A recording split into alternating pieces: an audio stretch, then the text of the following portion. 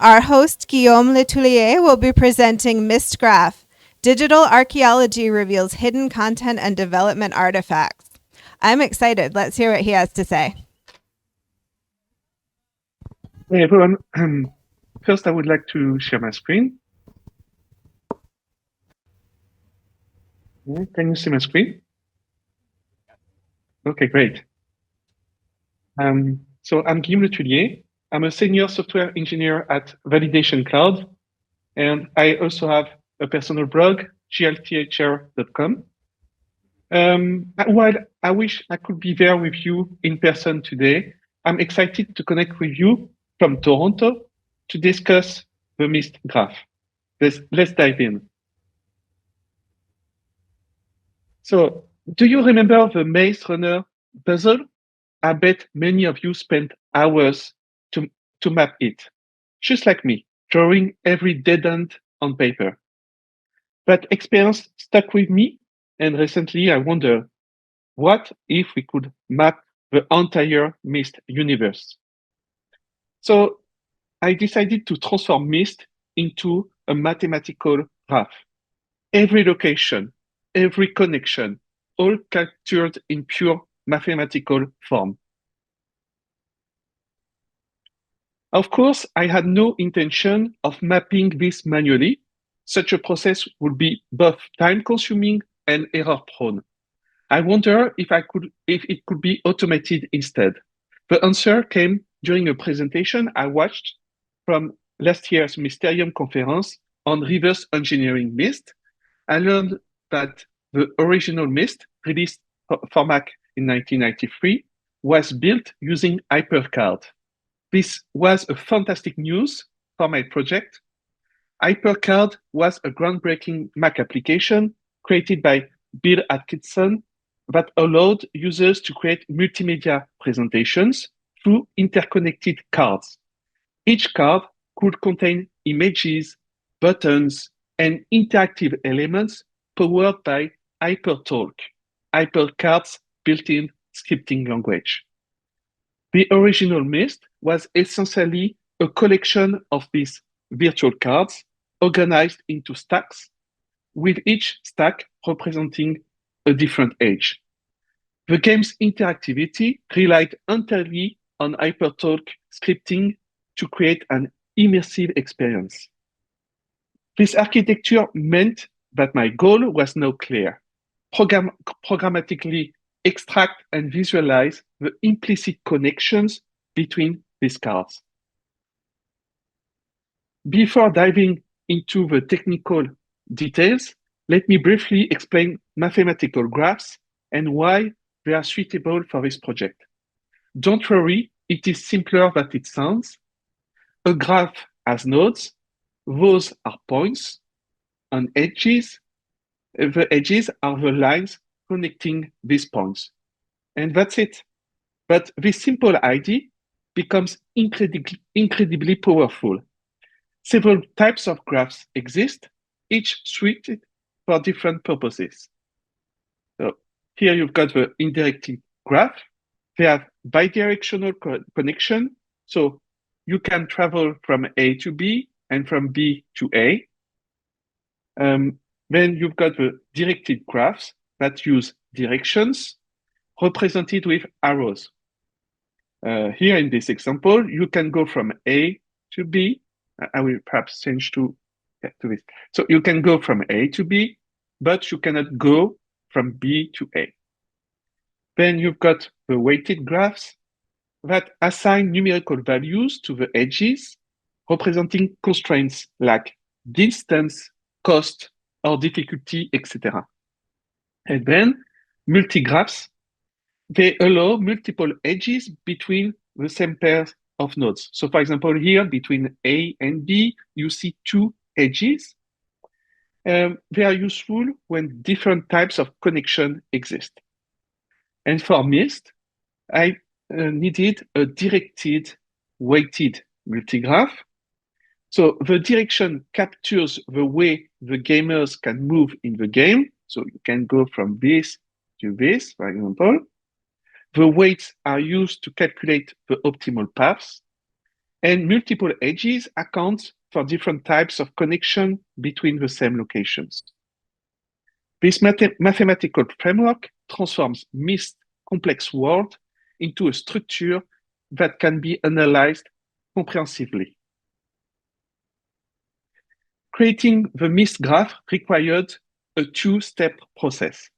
First, I converted the original HyperCard files into XML format using an existing open source tool called Stack Import. This transformation made the underlying card structure accessible for programmatic analysis. So basically, this is some kind of decompilation of the original file of the original stacks into XML files. Then I developed a custom tool called DeMystify to parse these XML files and extract the implicit connections between cards, ultimately generating the mathematical graph representation of Myst. So first, conversion from the original stacks to the XML files, and then abstraction from the XML files to the graph. The resulting graph contains 1,364 nodes connected by 3,189 edges. It is available as a PDF file, so perhaps I could share it with you. So here is the huge PDF file, and you can see the nodes, and the connection between the node. I don't know if I can zoom in here. Yes. So here you see the Myst island in blue, and you see the direction, so the directed edges between the nodes. And you see also inter-edges connection. So for example, I think here you can recognize the connection between the spaceship and the selenditic edge. So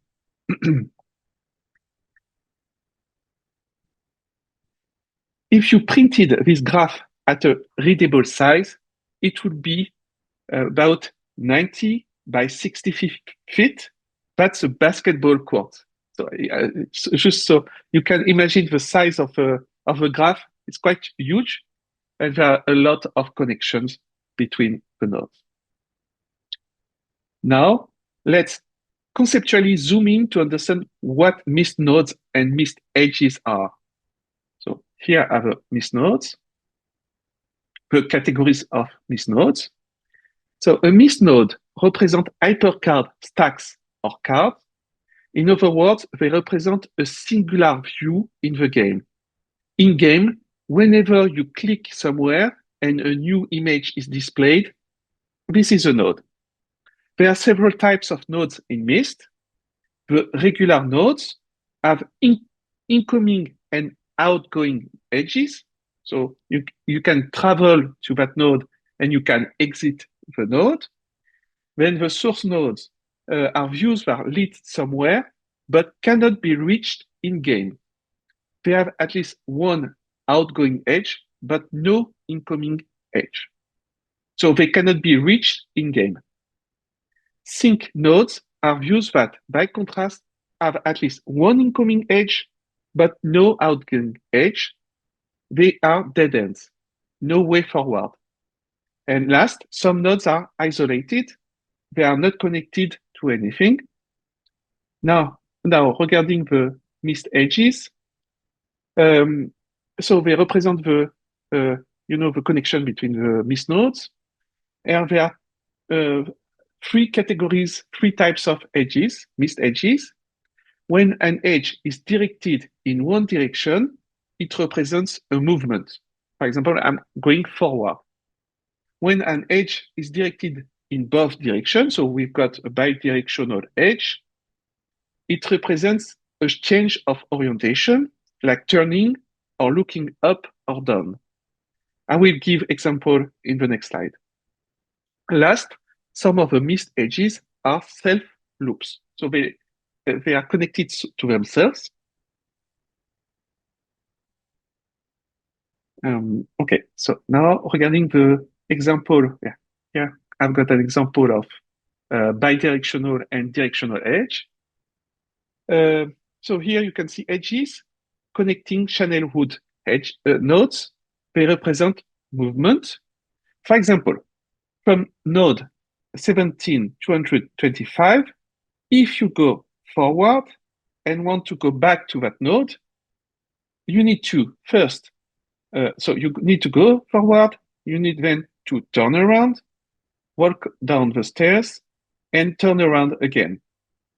So here you can see that they are directed, there is only one direction here with edge 1 and edge 3. So you cannot go back directly, you cannot turn directly to the original edge. Moving forward is represented by a directed edge, as I said, edge 1 and edge 3. Turning around is represented by bidirectional edges, so edge 2, edge 4. And then I would like to show another example of spatial edge, the backtracking edges. So they connect nodes to nodes that are not transitive, meaning they cannot be traversed.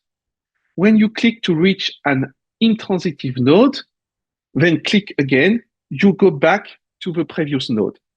For instance, in the Dooney edge, if you are in node 8487, this one, and want to inspect the NUC at node 11283, where when you are, so you click, you are here, you click to go inside the NUC, and when inside the NUC, you click anywhere, you click again, instead of moving forward, you will go back to where you were in front of the NUC, so you will go back to that node.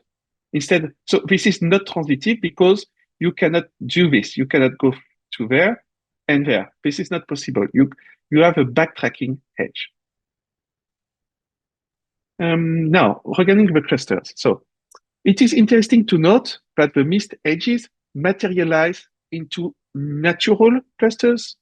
In other words, when implementing DeMystify, I didn't command the program to organize the edges that way. The edges organically organize themselves. Myst island in the middle, mechanical edge here, stone chip over there.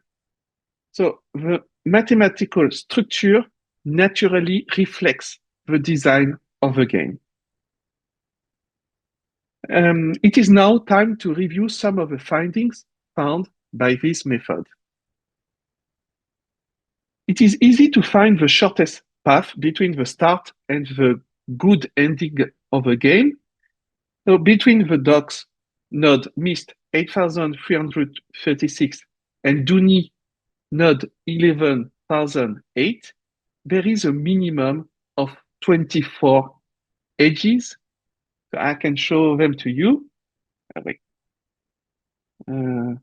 Here, so I will open the graph. Okay, great. So, okay, we can start here from the dock. You see this? So dock 1E is the start of the game. And then you see the red edges that represent the direction that we want to take for the minimal path. So you start from dock 1A, and then here we are still on the Myst Island. So I'm just following the arrows. Here now I'm on the wood path, the garden, the library, and then at some point I'm inside the fireplace that we all know very well. I'm still on the fireplace. And at some point there is an inter-edges connection between the fireplace and Dooney here. And then I'm still following this. We see Atrus, the father. We see the cover of a book that we open, and we go back to the library. So this is the minimal path.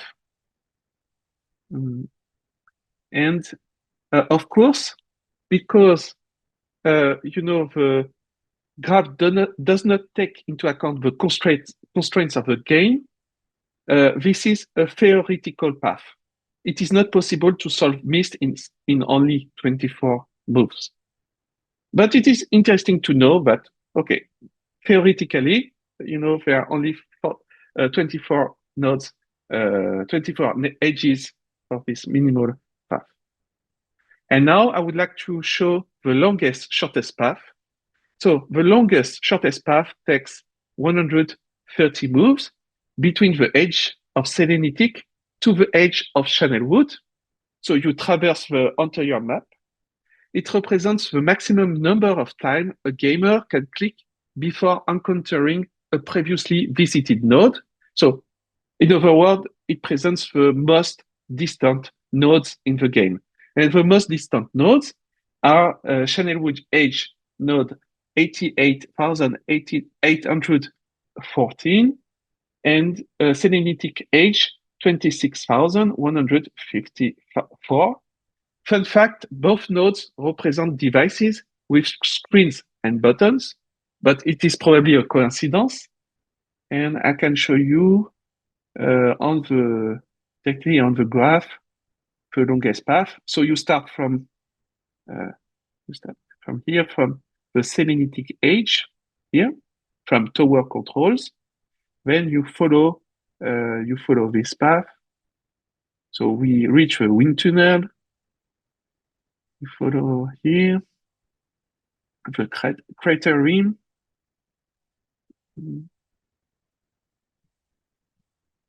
Okay, this is quite long. Then we've got the main path of Selenitic Edge, the base stairs.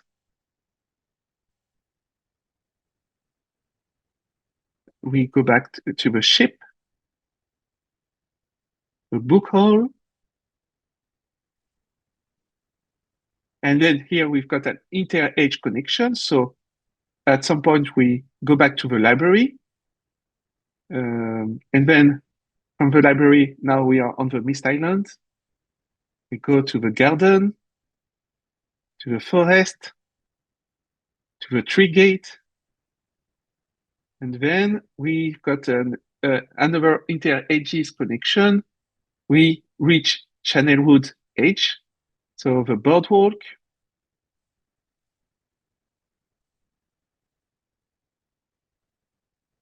The boardwalk. The village stairs. The elevator, one of the elevators. Village high. And Akenar, and it is monitor. So yeah, it was quite long. And by doing this, you can be sure that you will not encounter a view that you have already seen.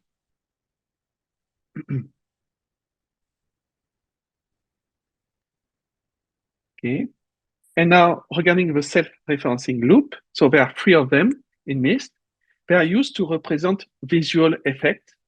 For instance, with node mechanical age 14,638, it refers to itself, and it used 2 sync nodes to simulate an electrified cage. So basically, when you reach this node, you see the cage, and when you click on this view, it will play a sound. So you see the ka-chunk and sharp and then it will go to this node, so 32,201. So this one, which is the same cage, but with more light because it starts to become electrified. And then it immediately goes to another node, so 32,201, which is more electrified, and it immediately go back to the original node. So this is an example of self-referencing node. Going back to the Myst Island, it appears that an edge originally connected to the spaceship door. There was an edge connected from the spaceship door to the Selenitic edge. So from this view, if you clicked from this view, you could reach a a card from Selenitic Age. Before the release, Selenitic Age HyperCard 31,832 has been removed, and the link to that card has been commented out, so it has been removed too. So I guess it was a debugging device probably. But the ghost, so we cannot see this in the game now, but the ghost remains in the code.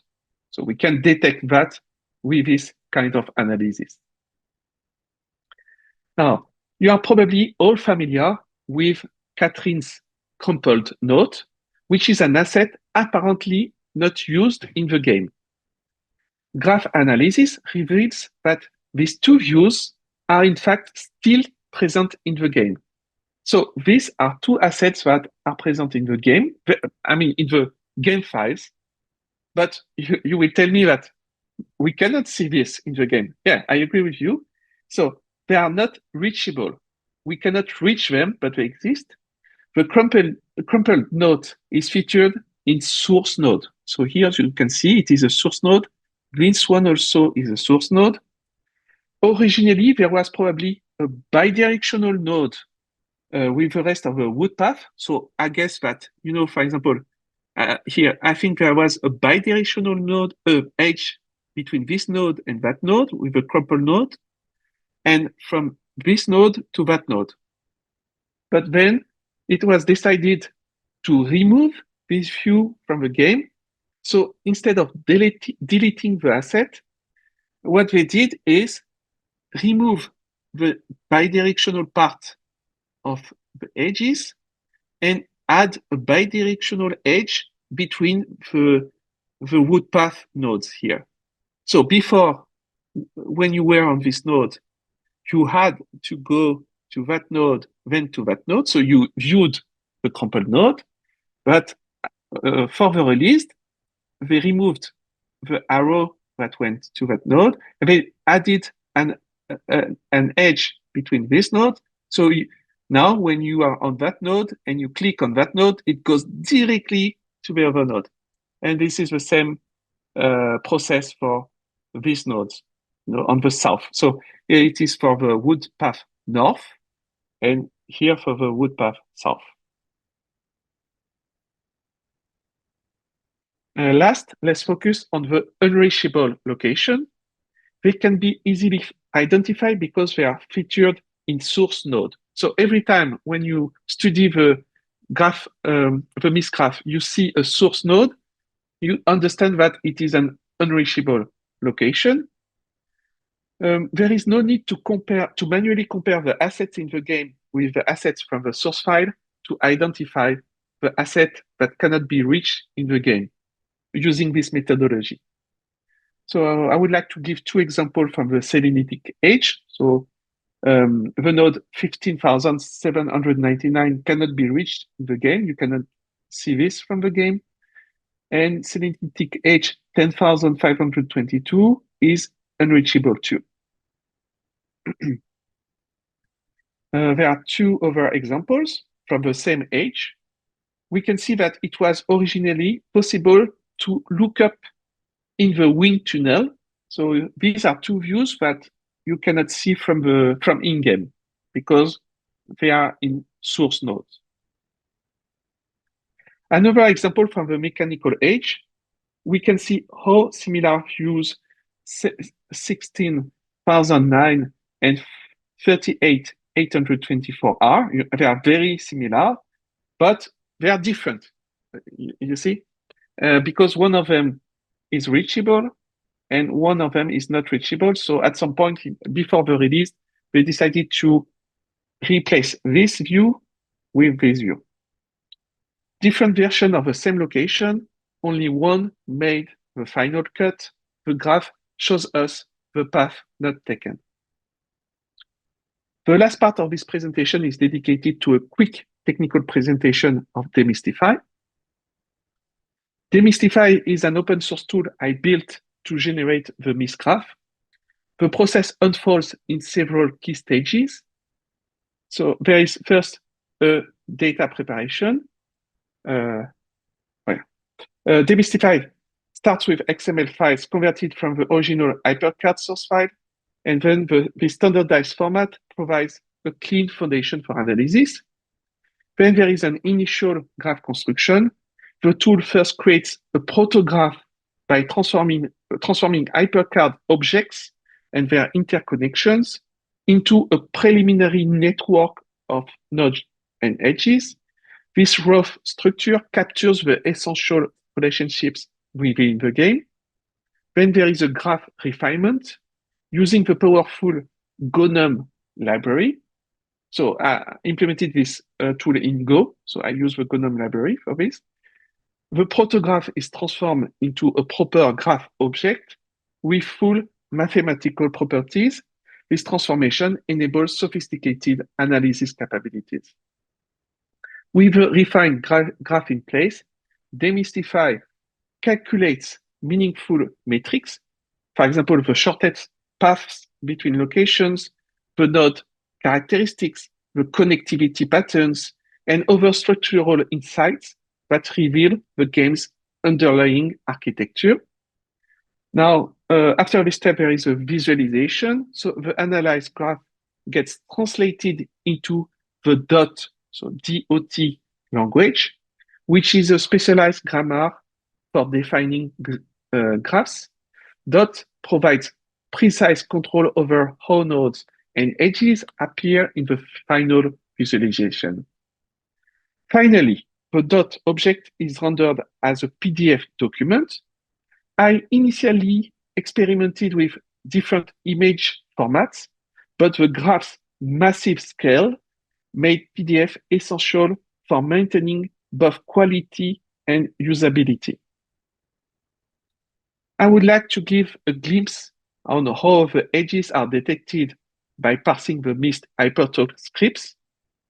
The easiest edges to detect are based on the go to card pattern. So in the script, you see go to card ID.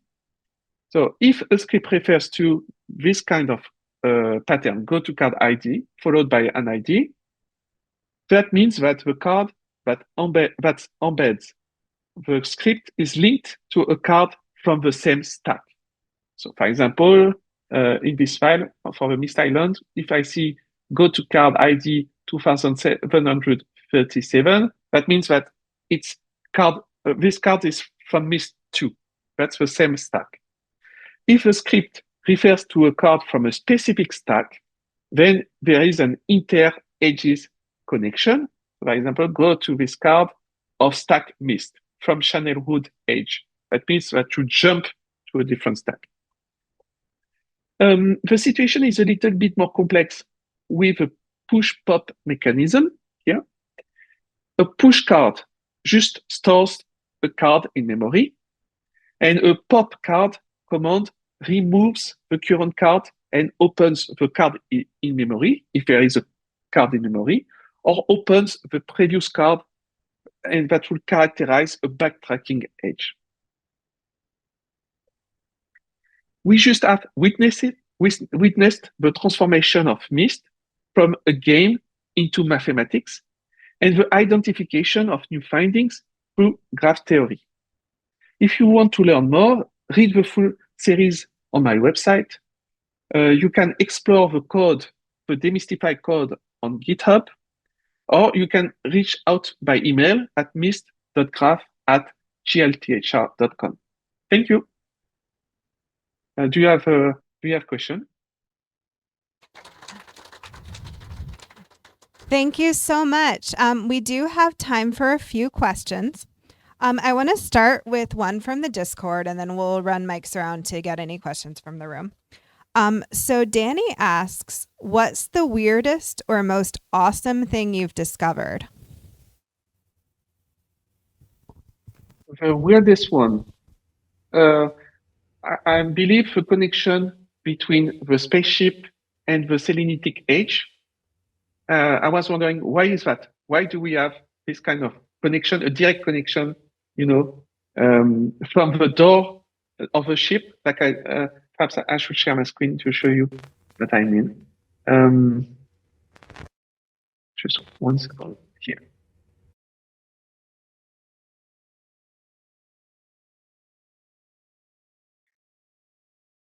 this connection. I was wondering, why is that? Was there a connection between the door, not the puzzle inside the spaceship, but the door, the external door, and what is this card? It is very, very mysterious to me. And also, I was wondering, why did they remove this view from the Selenitic age? The view from the wind tunnel. I guess that would be the most interesting findings, in my opinion. Yeah. Thank you. We'll start taking questions from the room. I ask that anyone who does have a question just wait until a microphone gets to you to speak, just so the people on the stream can hear you. So do we have any questions from the room? All right, I see one over on that side. I got it, Oda.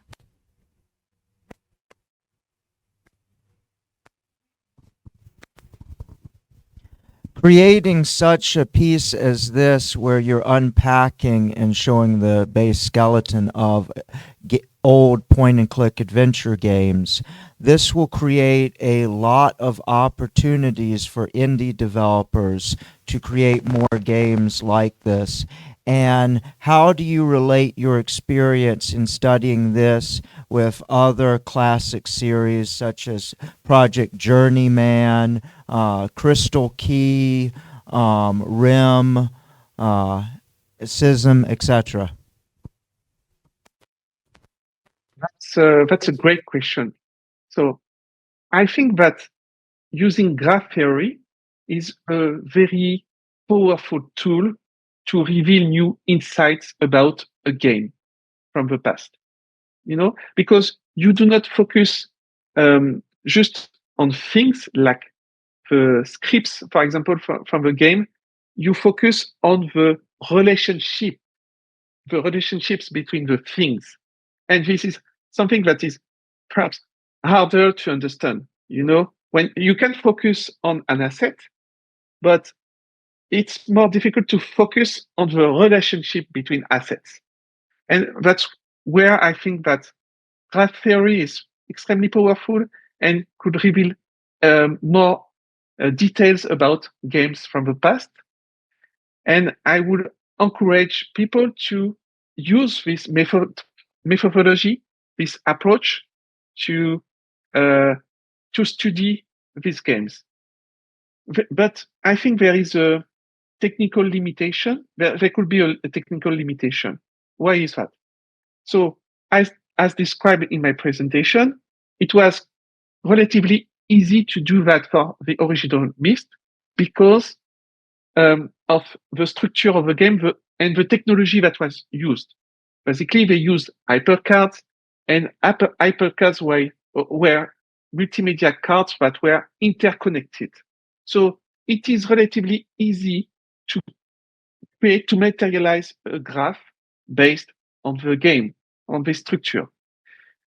I think it won't be so easy for other games because they will probably be compiled in a binary format, can be difficult to decompile, So I guess that if someone tries to do that for other game, they will have the challenge of transforming the original files into a structure, into a format that can be parsed in order to create the graph. So if I'm using this slide here, the abstraction is not so difficult, but what is difficult is the conversion.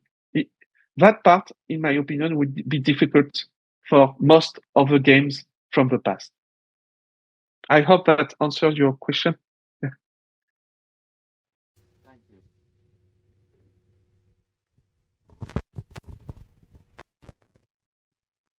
The names you have on the nodes on your graph, did you name them or did they come from the game? So they come from the game. Let me zoom in to give you an example. Yeah. Oh, which one? This one. Okay. So what do we see? And I should have talked about it indeed. First, you see a prefix, and the prefix is the name of the stack. So Myst, for example, Selenitic Age, etc., etc. So just the name of the stack. It is followed by the number, the card ID. I can show you the XML files. So here are XML files that have been generated during the conversion process. And here you can see the ID from the card. So this is coming from the game itself. This is coming from the original files. When you create cards with HyperCard, the ID is automatically incremented. So the larger the number, the later in the development process you created the card. So we could apply this analysis for Myst. So when you see the numbers on Myst, you can say, for example, that this card, so 70,105, was created after this card, 32,305. I continue now. So then you see a name, clock 1 W, so clock 1 West. This is the name of the asset that is embedded into the card. So how can we detect that? So when you open the XML file, which represents the HyperCard, the decompiled HyperCard, you have to search for content with a layer named background and ID1. So background ID1 means that this is the image that is going to be used. I wonder if I could zoom in. Let me see. Okay,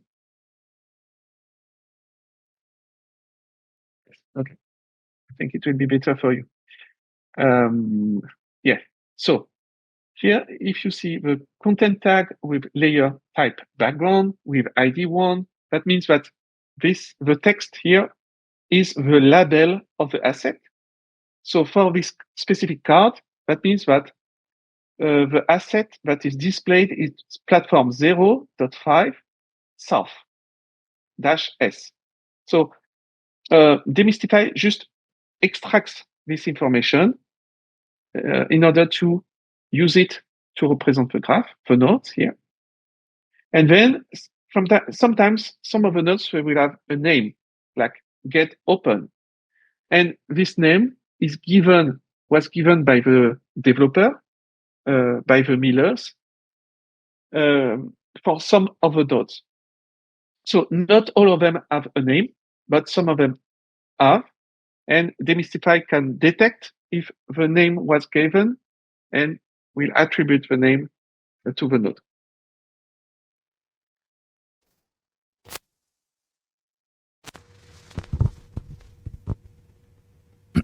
This is a bit of a follow-up. Yes. This is a bit of a follow-up on that gate open and kind of a two-parter. Are situations where, say, wooden pathway south, when the ship is raised or when the ship is sunk, would those be two separate cards? And if not, why? That's a good question. So let me go back to the Myst. I will try to find what you are describing. I should look. I should search for the docs. Probably here. Okay. And you see boat up, and then in water. So they used different nodes for the node wait. I wonder if they use different nodes for the boat up and boat in the water. That's a great question. I'm not sure about it. Perhaps they used a different mechanism because, thanks to HyperTalk scripting language, you can do images substitution if you want. So I'm not entirely sure that they use different nodes for the bot. We can see that they have a nodes with assets, with bought up, etc. But I don't know, to be honest with you. It's a great question.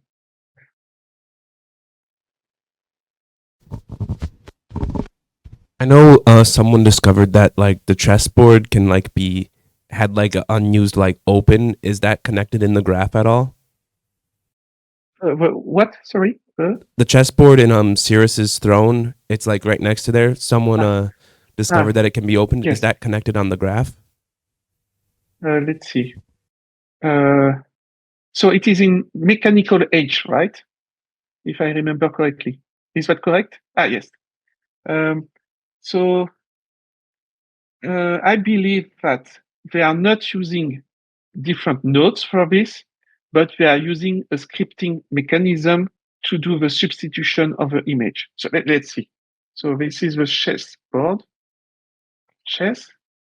Oh, there's no chess. I don't remember the name of the asset. Do you remember the name of the asset, perhaps? The audience. Chess, perhaps. But yeah, if I remember, there was just a substitution, asset substitution, if I remember correctly. And I think that it was commented out, and that's why the asset is not used in the game, you know. So you cannot open the chessboard anymore, but just because it was commented out. And I believe that it was not a node specific. It was not node specific, but I'm not entirely sure. And I do not remember the name of the asset that was used. So I cannot find it now. But this is a good question.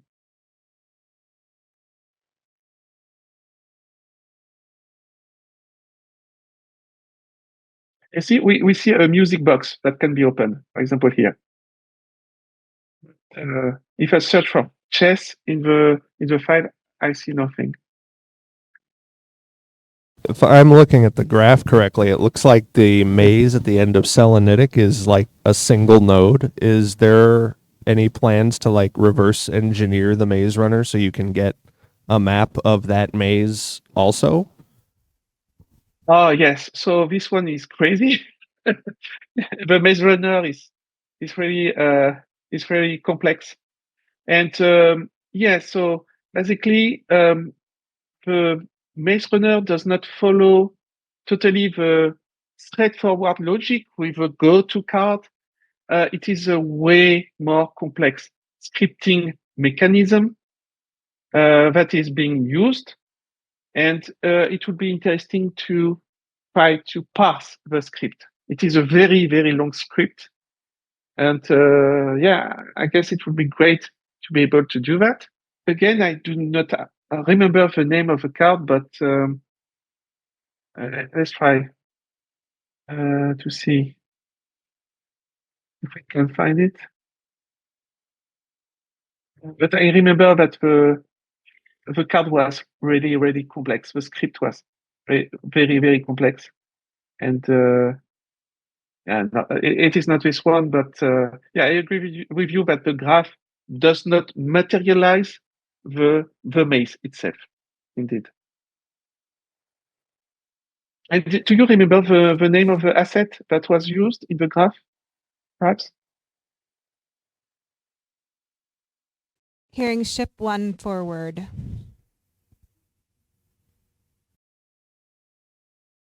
At 4153. Maybe. Okay, so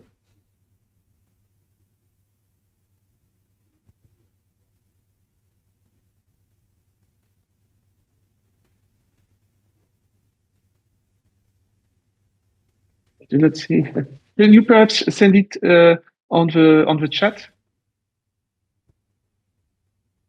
54153. 5, 4, 1, 5, 3, right? That's what I'm hearing. Okay. Here. Can you see my screen? Sorry, I'm sharing. I'm sharing my screen. Oof.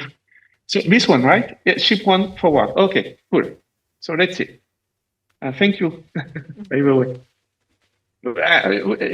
I'm even lost by the Maze Runner files. It's so hard. Okay, so here we've got a card. And then I guess, no, that's not this card because there is no scripting. So perhaps this one.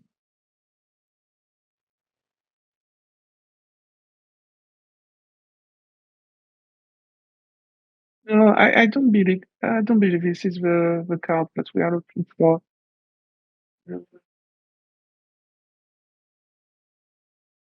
This one. Other questions? Yes.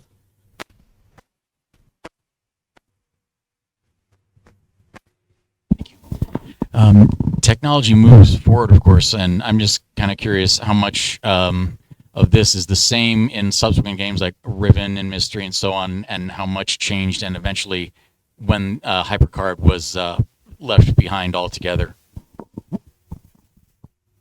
Okay, so I think it would be interesting to have a similar approach for Riven because we would have, the different clusters, the small islands. That would be great to see how they are all interconnected. But the main difficulty is that I'm not sure that Raven used HyperCard. I'm not sure about it. I don't think so. And I think that, again, the problem here would be with the conversion process.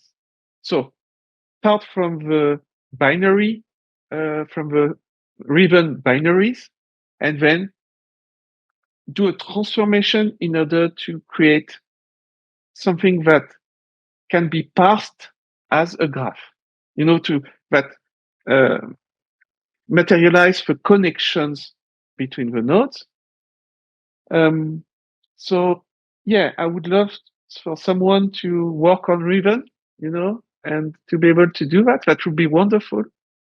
And I guess that we would have a way more impressive graph than for Myst, given the complexity of Riven. So I'm looking forward for someone to try to work on this. Perhaps I will if I have time. We'll see. So the PC is going to be a lot more complicated, but what about the games that function with hyperlink cards that were on console systems like the Mac Adventure series ported on the Game Boy? Can you easily take those and convert them into this graph system, such as Uninvited and Deja Vu? So, as long as HyperCard was used, and as long as we have access to these files, the HyperCard files themselves, it is easy. It will be easy to do this. If you give me the HyperCard files, we can use stack import. So let me show you this tool. We can use this tool here, stack import, to do the conversion, and then we could use DeMystify, or we could re-implement something similar to DeMystify to generate a graph. So yeah, I see no issue with this. But you mentioned consoles, and I guess that for consoles there was a conversion from the original HyperCard files into binary platform-specific files. So if you have a binary platform-specific files, it's harder. It would be harder to be able to do the conversion. But if you have access to the HyperCard files themselves, it will be easier to do.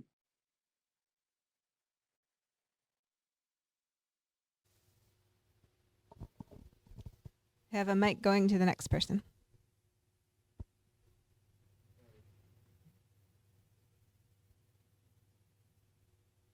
Technical difficulties, please stand by. Hello.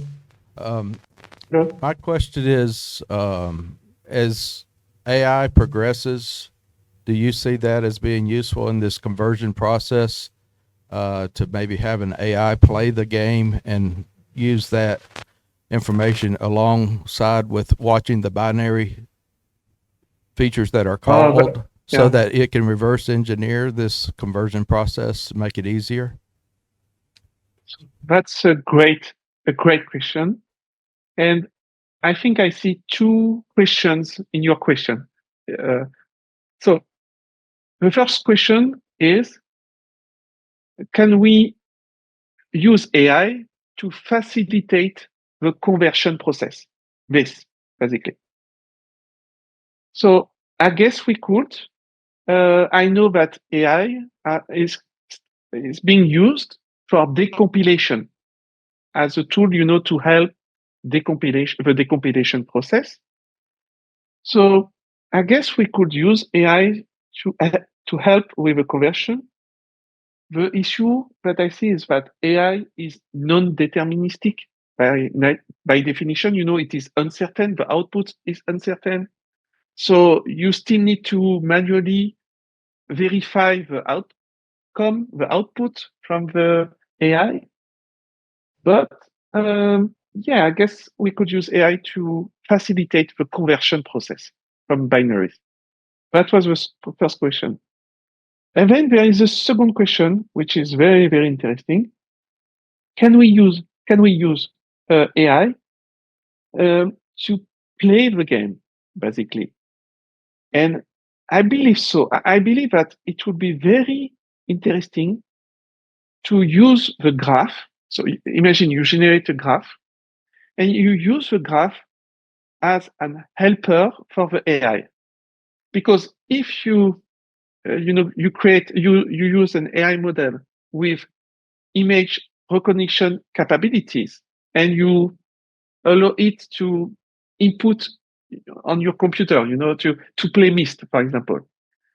I think it would be very hard for the AI to play autonomously. So just to play like us. But if you provide the graph to the AI and you explain, okay, here are the constraints of the game. I will allow you to play the game, but you need to follow these constraints.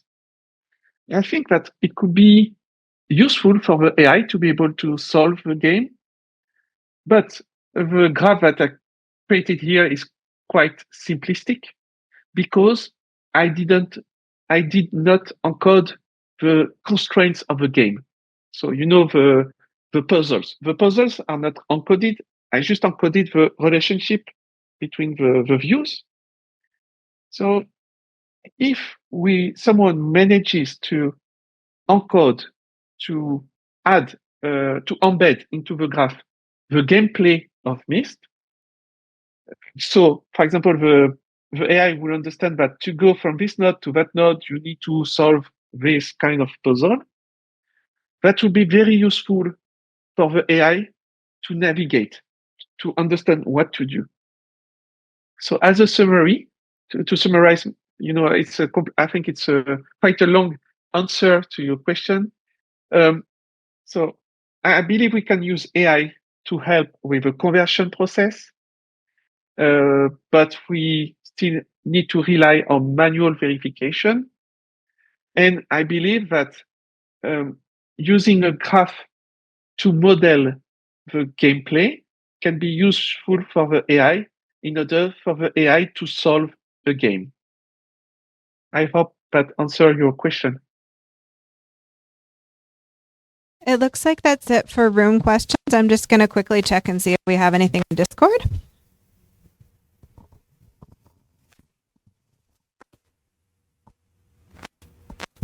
All right. I think you answered all of our questions. Thank you so much. That was a really interesting presentation, right? Let's all give Guillaume a big hand for that.